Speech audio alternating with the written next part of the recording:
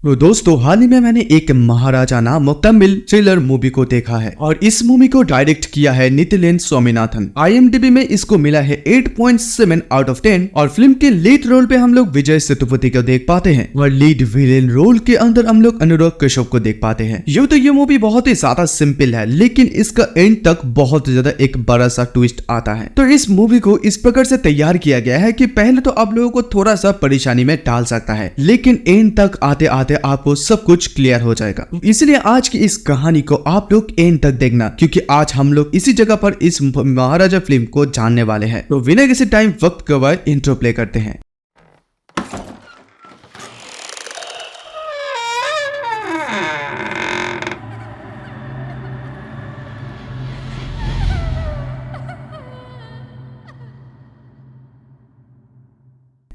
इस फिल्म की शुरुआत 2009 में होता है जहां पर हम लोग महाराजा नामक एक इंसान को देख पाते हैं जो कि एक बर्बर है और वो चेन्नई की पल्लीकरनई शहर पर रहते हैं। तो एक दिन महाराजा अपने घर के ऑपोजिट साइड में एक शॉप रहते हैं, वहां से अपनी बेटी के लिए कुछ खिलौना खरीद रहे होते हैं और तभी अचानक एक ट्रक आउट ऑफ कंट्रोल होके उनके घर में घुस जाते हैं। इसी वजह से महाराजा की जो पत्नी है वो मारी जाती है लेकिन ऑल्दो उसकी जो बेटी है वो बच जाती है क्योंकि वहां पर एक डस्टबिन एंड वर्क पे उसकी बेटी के ऊपर गिर गई थी। तो बच्चा काइंड ऑफ शील्ड हुई और बच्चा वहां से बार बच गए। तो यहाँ से सीन सीधा शिफ्ट होकर 2009 से 2023 में आ जाते हैं और वहीं पर हम लोग महाराजा की बेटी को ज्योति को देख पाते हैं जो कि स्पोर्ट्स में काफी अच्छे हैं, स्पेसिफिकली ट्रैक एंड फील्ड में काफी अच्छे हैं। और हम लोग ये भी जान पाते हैं कि जिस वजह से ज्योति को जान बच गई थी उसे वो लोग अभी पूजा भी करते हैं और उसका नाम भी उन लोगों ने रखा है लक्ष्मी, यानी कि मैं उस डस्टबिन के बारे में बात कर रहा हूँ। तो यहाँ पर महाराजा और ज्योति इस डस्टबिन को एकदम पूरी तरीके से मानते हैं, उसकी पूजा भी करते हैं। इनफैक्ट हर शुक्रवार को भी ये लोग उसे साफ भी करते हैं। तो अब तक महाराजा जो आपका खुद ना एक बर्बर शॉप खोल लिया है और महाराजा अपनी बेटी को बहुत ही ज्यादा प्यार करते हैं। तो इतना प्यार करता है कि एक दिन स्कूल का ऑनर जब उसकी बेटी को डांट दिया था तो महाराजा ऐसा जीत पकड़ा कि वहाँ पर ऑनर को जो है उसकी बेटी से सॉरी मांगना पड़ा। तो यहाँ पर हम लोग ज्योति की स्पोर्ट्स टीचर आसिफा से भी मिल पाते हैं और यहाँ पर उसके जो टीचर है उसे बहुत ही ज्यादा मानते भी थे। तो कुछ दिनों के बाद जब उसे एक कैंप पर ले जाते हैं स्कूल की, ज्योति के साथ साथ यहाँ पर बहुत सारे बच्चे भी जाते हैं और ये एक स्पोर्ट्स कैंप होता है। तो यही से एकदम से सीन चेंज हो जाता है और एकदम से एक सांप के ऊपर फोकस जाता है और ये सांप को हम लोग जिस घर में देख पाते हैं वो महाराजा के घर में एक घर का सीन है और वही सांप जो है महाराजा के शरीर के ऊपर से भी गुजर जाते हैं। यहाँ पर हम लोग महाराजा को अपनी घर में चोटिल रूप में देख पाते हैं और इसी वजह से सांप उसके ऊपर से भी गया और उसे पता भी नहीं चला और घर का सामान ऐसे बिखरा हुआ था मानो कि यहाँ पर कोई चोरी हुए है। तो यहाँ पर दोबारा से सीन शिफ्ट होता है, वहीं पर हम लोग एक राउडी टाइप इंसान को देख पाते हैं जो कि अपने फॉर्च्यूनर गाड़ी को लेकर एक गैरेज पर पहुंचते हैं। दरअसल ये जो राउडी नामक बंदा है यानी कि राउडी टाइप बंदा है, ये आदमी अपनी इस गाड़ी को यानी कि फॉर्च्यूनर को सर्विस होने के लिए दिया था। जब से वो सर्विस देकर ये गाड़ी रिटर्न गया है तब से उसका एक चश्मा मिसिंग है और इसी चश्मा के बारे में पूछते हुए वो गैरेज के लोगों को पीटने लगता है। तो इसी वक्त पे हम लोग और एक आदमी से मिल पाते हैं जो कि जिसका नाम है धना, वही इस फॉर्च्यूनर कार को जो है सर्विस किया था। तो यहीं पर हम लोग ये जान पाते हैं जो धना है वो गाड़ी को एक दिन डिले जो है डिलीवर किया था और मोस्टली हो सकता है कि यही चश्मा को चुराया है। यहीं पर वो जो फॉर्च्यूनर के जो राउडी टाइप का बंदा होता है वो इस धना को भी पीट देता है और तभी पीटने के दौरान ये बात भी रिवील होता है कि यहाँ पर जो धना है वो छोटे मोटे क्राइम भी करते थे पहले। खैर तो उसके बाद ये जो धना है उसकी बदला लेने के लिए वो एक बार पर चले जाते हैं उसी फॉर्च्यूनर वाले बंदे के पास। तो उसके बाद धना उसी आदमी के सामने पहले तो उसका चश्मा तोड़ता है और फिर उसे भी तोड़ता है और यह से सीन सीधा महाराजा की तरफ आता है जो कि अपनी छोटी हालत पर एक पुलिस स्टेशन पर आया है। तो उसका ये कहना था कि 3 लोग उसके घर में डकैती करने के लिए आए थे और इसी वजह से महाराजा को जो है उन लोगों के साथ हाथापाई हुआ और वो उसे चोटिल हुआ तो इसी वजह से वो बेहोश हो गया और जब वो जागा तो वो देखा कि उसके घर से लक्ष्मी गायब हो गया है। लक्ष्मी यानी कि वो डस्टबिन, इनफैक्ट उस घर में से लक्ष्मी के अलावा और कुछ भी गायब नहीं हुआ है ना। अभी महाराजा ये चाहते हैं कि पुलिस लक्ष्मी को ढूंढने के लिए उसे मदद करे। महाराजा का ये कहना था कि उसकी बेटी जो ज्योति है वो स्पोर्ट्स कैंप से वापस आने से पहले ही उसे वो लक्ष्मी वापस चाहिए। इनिशियली पुलिस लोग जो है वो महाराजा को तो पहले पागल भी समझते हैं, इनफैक्ट पुलिस लोग तो उसके साथ बुरे बर्ताव भी करते हैं, यहाँ पर कुछ हाथापाई भी होते हैं। और यहीं पर महाराजा जो है वो ढीठ था तो वो इतनी जल्दी से हार तो नहीं मानता, वहीं पर वो ढीठ बैठा रहा और उसके बाद इनफैक्ट वो पुलिस वालों को 40 20,000 रुपए भी देते हैं, यहाँ तक कि टोटल 7 लाख रुपए देने का भी वादा करते हैं अगर वो लोग लक्ष्मी को ढूंढ कर ला के दे सकता है तो। वहीं पर पुलिस के जो मेन थाने का जो मेन इंस्पेक्टर है वो तो एकदम एक नंबर का घुसखोर था, जिसका नाम है भरत राजन, और रुपया देखते ही वो इस केस को सॉल्व करने के लिए एकदम से मान जाता है। तो उसके बाद वो लोग जो है तहकीकात करना शुरू कर दिया है। तो वो लोग तहकीकात के दौरान वो लोग आपस में ये बातें करने लगता है कि उस डस्टबिन के अंदर जरूर कोई ना कोई कीमती चीज तो हो गई, और तभी तो महाराजा उस चीज के लिए 7 लाख रुपए देने के लिए भी तैयार है। इनफैक्ट पुलिस वाला तो ये भी सोचने लग गया है अगर वो लोगों को तहकीकात करने के दौरान उस डस्टबिन के अंदर कोई भी कीमती चीज मिलता है वो लोग सब कर लेंगे। तो इस दौरान मैं आप लोगों को बता देता हूँ कि अब ये जो फिल्म है कभी कभी अपना टाइमलाइन बहुत ही बार चेंज करता है, कभी कभी 2009 में चले जाता है, कभी कभी 2010 मतलब 23 का भी सीन दिखाई देता है। तो इस वजह से मैं ट्राई करूंगा कि आप लोगों को मैं लीनिंग वे पे मतलब आप लोगों को ज्यादा कंफ्यूज ना हो, मतलब मैं ज्यादा स्विचिंग ना करूं। जैसे टाइमलाइन चेंज होगा मैं आप लोगों को बताता रहूंगा। एग्जाम्पल के दौरान अभी जो 2023 का सीन चल रहा है वहां से सीधा 2009 के सीन दिखाया जाएगा। इसी जगह पर हम लोग एक सिल्वम नामक इंसान से मिलते हैं जो कि अपने साथी सवारी के साथ रहते हैं। ये दोनों मिलकर घर में जो है लूटपाट करते हैं, और लूटपाट करने के दौरान कभी कभी वो लोग तो घर वालों को भी मार डालते हैं। स्पेसिफिकली ये तब होता है अगर घर वाले उन लोगों की चेहरा देख लिया हो तब ये चीज होता है। और इधर सवारी जो है वो डकैती के दौरान औरतों के साथ तो गलत भी करते हैं।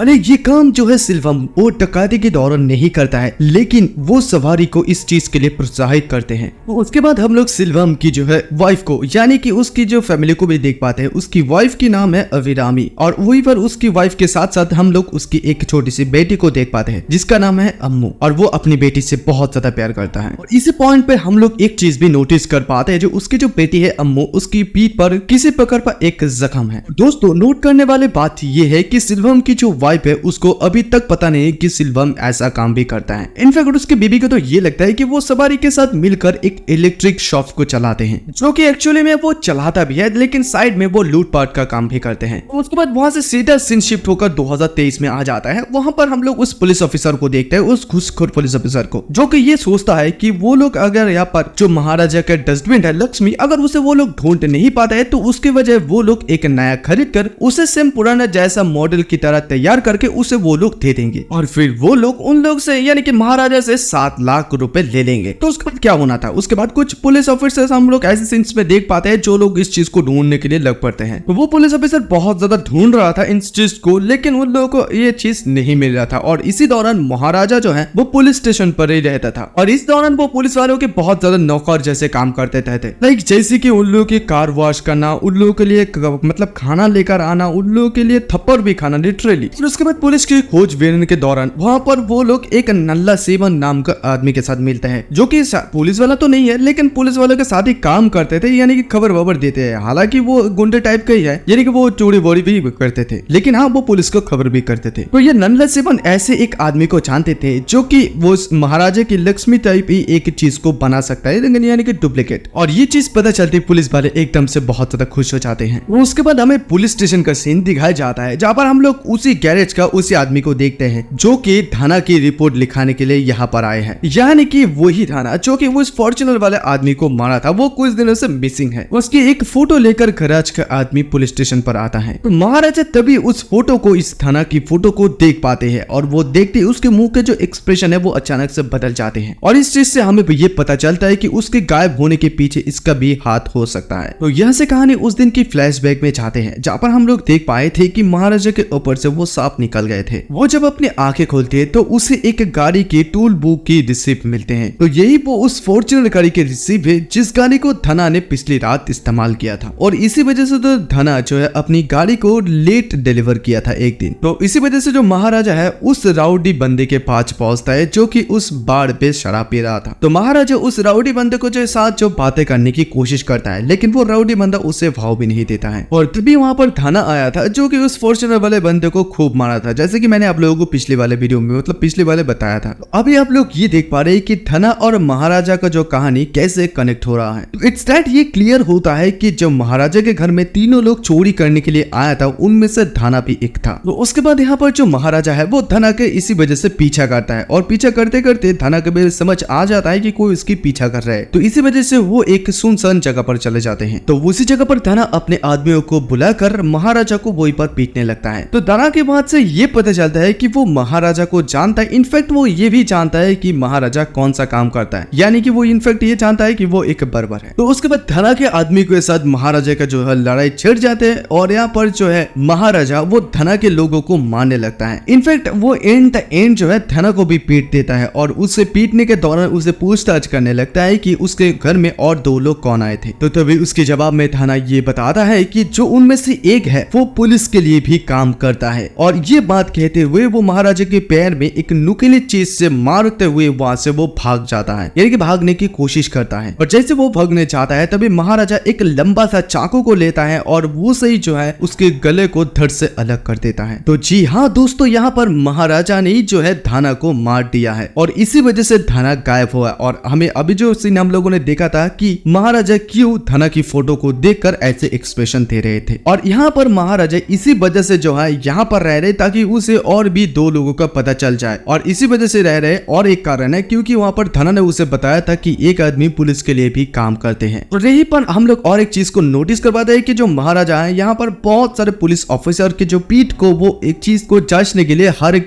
पुलिस ऑफिसर को पीठ को चेक करने लगता है। लेकिन हम व्यूअर्स को एक बात बहुत समय से खाए जा रहे हैं कि महाराजा आखिरकार एक डस्टबिन के लिए इतनी ज्यादा लड़ाई क्यों कर रहे हैं। तो पैरेलल में हमें और भी काफी सीन को दिखाया जाता है जहाँ पर हम लोग देख पाते हैं कि वो पुलिस वाले जो महाराजा का जो डस्टबिन है उसे बनाने के लिए बहुत सारे लोगों के पास जाते हैं और वो उन लोगों को आखिरकार एक लोग मिलता भी है उसे डुप्लीकेट बनाने के लिए। और उसी वक्त हम लोग और भी कुछ पुलिस ऑफिसर को देख पाते हैं जो कि और भी कुछ केसों के जो छानबीन करने के दौरान उन लोगों को और भी बहुत सारे कुछ चीज मिलते हैं। उसके बाद हम लोग ज्योति को भी देख पाते हैं जो कि अपनी आसिफा मैम के साथ बाकी बहुत सारे स्टूडेंट के साथ भी रहते हैं और वो वहाँ पर अपने फादर को बहुत ज्यादा मिस कर रहे हैं, यानी कि महाराजा को, और उसका भी घर आने का वक्त बहुत ज्यादा नजदीक आ रहे हैं। तो यहाँ से सीधा कहानी 2009 में जाते हैं जहाँ पर हम लोग सिल्वम को उसकी वाइफ और बेटी के साथ देखते हैं, जहाँ पर सिल्वम अपनी बेटी के लिए एक बहुत ज्यादा महंगा गोल्ड और डायमंड की चीज खरीदते हैं। लेकिन उसकी पत्नी जो है वो बहुत ज्यादा यहाँ पर परेशान में थे कि हम लोग इतनी एक कीमती चीज को कैसे अफोर्ड कर सकते हैं। लेकिन हम व्यूअर्स तो ये जानते हैं कि यहाँ पर जो सिल्वम है उसके साइड बिजनेस तो लूटपाट करना है, तो इसके लिए वो मतलब वो उसके लिए कोई बड़ी बात नहीं है। तो यहाँ पर अम्मू के जो बर्थडे है वो 2 दिन बाद के आने वाला था, तो उसके बाद यहाँ पर सिल्वम जो है 2 दिनों के बाद इस गोल्ड लॉकेट को जो कलेक्ट करने के लिए आए थे। तो उसके बाद वो उस गोल्ड को कलेक्ट करते हैं और कलेक्ट करके जाने के समय वो एक बर्बर के अंदर जाते हैं अपनी दाढ़ी को ट्रिम करने के लिए। तो दोस्तों ये वही बर्बर शॉप था जो कि 2009 में महाराजा काम करता था। तो क्योंकि अभी 2009 की कहानी चल रहा है तो इसी वजह से महाराजा भी अभी यहीं पर काम करते हैं। तो उसके बाद महाराजा सिल्वम की दाढ़ी को ट्रिम करना शुरू ही करने वाले होते तो तभी अचानक से उस ट्रिमर का बैटरी खत्म हो जाते हैं। तो तभी महाराजा जो है बाहर बैटरी लेने के लिए जाता है और अचानक से तभी सिल्वम के फोन पे जो है सवारी का फोन आता है। वो ये कहते हैं कि न्यूज़पेपर में उन लोगों की क्राइम के बारे में छप गया है और पुलिस वालों को भी शायद ऑलरेडी उन लोगों के बारे में पता चल गया है। तो सिल्वम जो है सवारी को अपनी बातचीत करके थोड़ा सा शांत करते हैं और तभी अचानक से वो पीछे घूमते ही देखते हैं कि उसके पीछे महाराजा आ गया है। इसी वजह से सिल्वम को ये लगता है कि महाराजा उन लोगों की बातें सारे के सारे सुन लिए हैं और अभी महाराजा ये सोच रहे हैं कि सिल्वम एक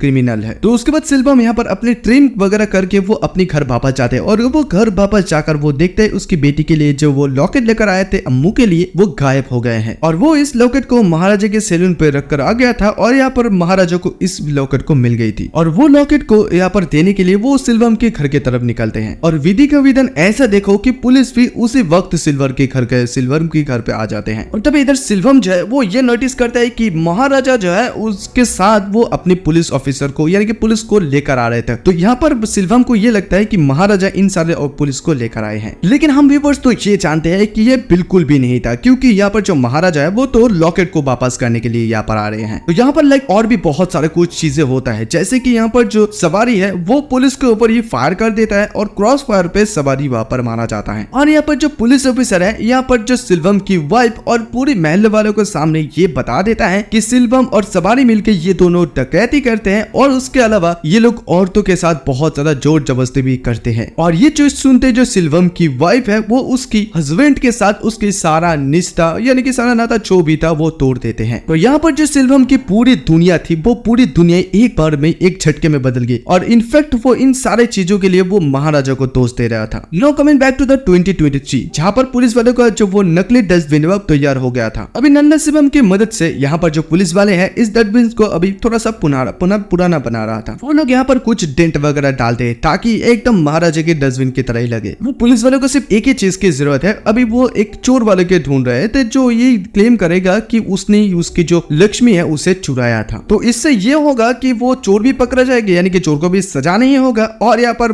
महाराजा को उसका डस्टबिन मिल जाएगा और पुलिस वालों को उन लोगों की पैसा भी मिल जाएगा। लेकिन प्रॉब्लम यहाँ पर ये थी कि कोई भी चोर एक डस्टबिन चोरी करने के लिए, ऐसे बेशरम काम के लिए कोई भी अपने सर पे ये मतलब ये चीज नहीं लेना चाह रहा था। तो तब इस नल्ला शिवम ये बताता है कि वो अपने सर पे ये जो ले लेगा, ये इसी वजह से लेगा क्योंकि पुलिस वाले उस हिस्से में से उसे 50,000 रुपए देगा। इसी वजह से पुलिस वाले जो है दोबारा से महाराजा को उस कहानी को बताने के लिए कहते हैं जो दोबारा उन लोगों के घर में हुआ था, ताकि नल्ला शिवम इस चीज को सुनकर दोबारा से उसके सामने जाकर सेम टू सेम चीज कॉन्फेस कर दे। तो इस बार जो है महाराजा दोबारा से अपना वो पूरी कहानी जो है बताने लगता है, लेकिन विजुअल में हमें वो असली चीज दिखाई देता है जो कि असली में हुआ था। दरअसल उस रात महाराजा नहीं बल्कि उसकी बेटी ज्योति वापस आई थी और उसी घर में 3 लोग पहले से ही मौजूद थे, एक धना, दूसरा नल्ला शिवम और तीसरा सिल्वम। जी हाँ दोस्तों, तकरीबन 13-14 साल बाद जो सिल्वम जेल से बाहर आ गया था वो महाराजा से बदला लेना चाहता था। तो इसी वजह से वो अपना जेल वाला साथी धन्ना और बाहर वाला साथी नल्ला शिवम के साथ यहाँ पर आते हैं। नॉर्मली तो महाराजा 9 से 10 बजे के बीच में वो घर वापस चले आते हैं, लेकिन वो जो अपनी बेटी के लिए एक स्पोर्ट्स शू खरीदने के लिए वो एक शॉप पर गया था, तो इसी वजह से उस दिन उसे लेट हो गया था। और अनफॉर्चुनेटली ज्योति उसी रात उस स्पोर्ट्स कैंप से वापस आ जाती है और वो गेट खोलकर अंदर आए और वो 3 लोग ज्योति को जो है मारने पीटने लगे हैं। और इतना ही नहीं बल्कि यहाँ पर जो नल्ला शिवम और धना है वो दोनों मिलकर ज्योति के साथ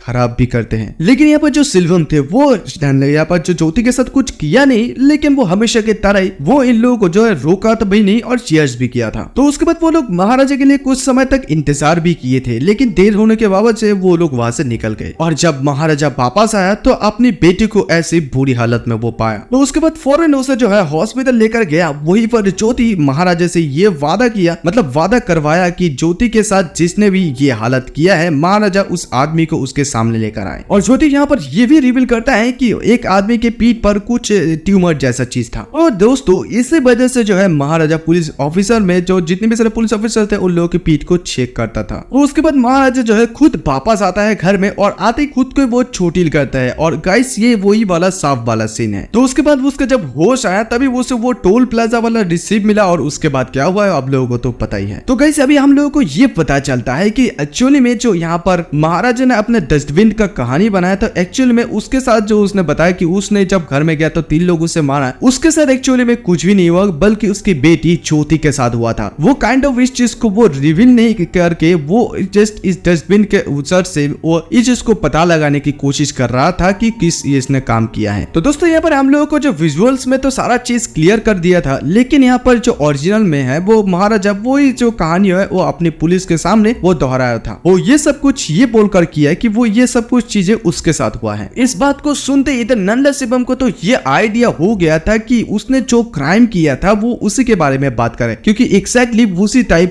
टाइप ने उसने भी किया था उस लड़की का जो। तो ये बार नल्ला शिवम ये सोचता है कि वो उसी रात फरार हो जाएगा, लेकिन पुलिस वाले उसे ये बताता है कि हम लोग सुबह सुबह जाएंगे, तो इसी वजह से उसको जो है उन लोगों के साथ ही रखता है। खैर तो अगली सुबह ही जो है नल्ला शिवम पुलिस ऑफिसर के साथ जो है महाराजा के घर पे जाते हैं और वहां पर जाते ही एस प्लान्स के दौरान वही ये कॉन्फेस करता है कि उसने उस डस्टबिन को चुराया था। तो यहाँ पर नल्ला शिवम जैसे करके वो दिखा रहा था कि वो उसने ये क्राइम किया है, तो वो इस चीज से पूरा पता चलता है कि उस रात उसी ने इस गंदे काम को किया था। और यहाँ पर महाराजा जो है वो नल्ला शिवम के जो है गले लगता है और गले लगते वो नल्ला शिवम के जो पीठ पर एक ट्यूमर था वो फील कर लेता है। तो तभी यहाँ पर एक ट्विस्ट आता है कि पुलिस वाला जो है वो महाराजा को कहता है कि अगर ये आदमी अपनी बेटी के साथ यानी कि तुम्हारे बेटी के साथ अगर कुछ गलत किया होता तब भी तुम क्या सजा उसे नहीं दोगे। तो जी हाँ दोस्तों, पुलिस को भी इस बारे में तहकीकात करते हुए ये पता चल गया था कि नल्ला शिवम ने उसकी बेटी के साथ ज्योति के साथ कितनी ज्यादा बुरे काम किया था। तो इसी वजह से वो पुलिस ऑफिसर महाराजा को ये बात कहता है कि अगर तुम यहीं पर नल्ला शिवम को मारना चाहते हो तो मार सकते हो, हम लोग इस केस को यहीं पर दबा देंगे। इस पॉइंट पे हमें ये पता चलता है कि पुलिस भी अभी महाराजा को जो है सपोर्ट कर रहे हैं, मदद कर रहे हैं और यहाँ पर महाराजा भी वो इस नल्ला शिवम को भगा भगा कर मार डालते हैं। तो अभी सिर्फ बचा हुआ था सिल्वम। तो अभी सिल्वम को ढूंढने के लिए महाराजा उसी कंस्ट्रक्शन साइट पर जाते हैं जहां पर सिल्वम जेल से छूटने के बाद काम करते हैं। यहीं पर महाराजा जो है सिल्वम के कुछ लोगों को मारते पीटते हैं और लास्ट में जो है उसको सिल्वम के साथ उसका मुलाकात हो जाता है। यहाँ पर महाराजा जो है सिल्वम को आंखों में से सामना सामने देखते वो बहुत ज्यादा शॉक हो जाता है, क्योंकि वो उसने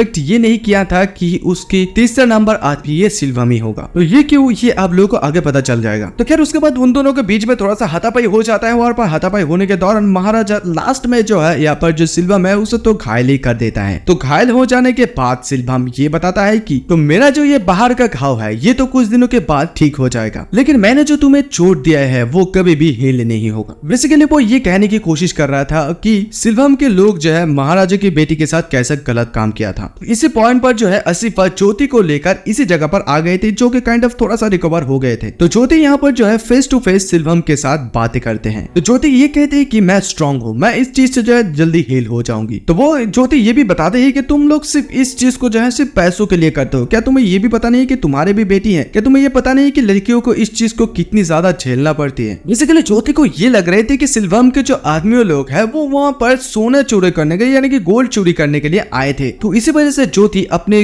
घर में जितने भी सारे ज्वेलरीज थे वो लेकर वहाँ पर चले आते हैं और उसे दे देते हैं। लेकिन हम लोग तो ये जानते हैं कि सिल्वम एक्चुअली में यहाँ पर महाराजा से बदला लेने के लिए आया था। तो तभी यहाँ पर जो सिल्वम है, यहाँ पर ज्योति ने जो ज्वेलरी दिया था वहाँ पर उसी कॉइन को यानी कि उसी चेन को मिलता है जो कि वो अपनी बेटी अम्मू को दिया था। तो यहीं पर आता है कहानी में सबसे बड़ा वाला एक ट्विस्ट। दरअसल ये कहानी 2009 में पहले चले जाते हैं कि जहाँ पर जब सिल्वम अरेस्ट हो जाते थे उसके बाद महाराजा अपनी पत्नी के साथ वहां पर जो महाराजा की मतलब सिल्वम की जो वाइफ है उसके घर में चले गए थे। वो लोग उसी चेन को यानी कि सिल्वम ने जो खरीदा था उसकी बेटी के लिए उसे वापस देने के लिए गया था, लेकिन सिल्वम की जो वाइफ है वो इस चीज को लेने के लिए इनकार कर देते हैं क्योंकि उसे ऐसे चोरी वाले पैसों से कोई भी चीज नहीं चाहिए। तो इसी वजह से महाराजा जो है दूसरे वाले शॉप से, पास वाले ऑपोजिट शॉप से जो है उसी बच्चे के लिए एक शॉप से टॉय खरीद रहा था। तो दोस्तों ये वही सीन है जो कि हम लोग मूवी की शुरुआत में देखा था और ट्रक आउट ऑफ कंट्रोल होकर उन लोगों के घर में भी घुस गया था। तो यहाँ पर कौन कौन लोग मारे गए थे ये चीज थोड़ा सा ध्यान से सुनना। यहाँ पर महाराजा की जो वाइफ थी, पत्नी, वो भी मारी गई थी, सिल्वम की पत्नी भी मारी गई थी, लेकिन दोस्तों यहाँ पर जो महाराजा को जो बेटी थे वो भी मारे गए थे। दरअसल जो बच्चा बच गए थे वो सिल्वम के बच्चे थे। जी हाँ दोस्तों, तब से यहाँ पर जो महाराजा है वो सिल्वम की बेटी को एडॉप्ट किया और फिर उसे जो है ज्योति नाम दिया। दरअसल ज्योति वो सिल्वम की बेटी है, महाराजा यहाँ पर उसकी बेटी की तरह उसे पाल रहे हैं। तो तभी तो महाराजा को जब ये पता चला कि मेन विलेन सिल्वम है तभी उसे शौक आ गया और इसी वक्त में जो हमें ये भी पता चलता है कि जो सिल्वम है उसे भी इस चीज को पता लग गया था और तभी वो जो है ज्योति की पीठ में उस घाव को देखते हैं जो कि बचपन में अम्मू के पीछे था और इसी पॉइंट पर उसे भी ये चीज पता चल जाता है। वो बहुत ज्यादा भीख या माफी मांगते हैं, वो बहुत ज्यादा वहां पर गिड़गिड़ाने लगते हैं, माफी मांगने लगते हैं। उसे पता नहीं वो क्या कर रहे थे, क्योंकि ये इसी वजह से क्योंकि वो ये जानता था कि वो अपनी बेटी के साथ ऐसा हालत किया था। सिल्वम के दोस्त उसके कहने पर उसकी बेटी के साथ गलत किया था और सिल्वम इस बात को और बर्दाश्त नहीं कर पा रहा था। तो महाराजा यहाँ पर जाने के समय यही बताता है कि इनफैक्ट ज्योति जो है अभी मेरी बेटी है। तो वो उसे मतलब ज्योति को उसके साथ लास्ट बात करने तक भी मौका नहीं देता है और इसी वजह से जो सिल्वम है वो बिल्डिंग से कूदकर अपनी जान खुद ही दे देता है। तो यही पर हम लोगों का महाराजा फिल्म खत्म हो जाता है। तो वैसे ही बढ़ते वीडियो का कहानी तो पर अगर आप लोग अच्छे तरीके से देखें तो वीडियो का कहानी एकदम से सिंपल था। तो वही पर हम लोग इस वीडियो को खत्म करते हैं। अगर अच्छा लगे तो please share, like, comment, share and subscribe करते हैं क्योंकि नया चैनल है। तो खैर मिलेंगे नेक्स्ट एपिसोड में यानी कि नेक्स्ट वीडियो में, तब तक के लिए बाय।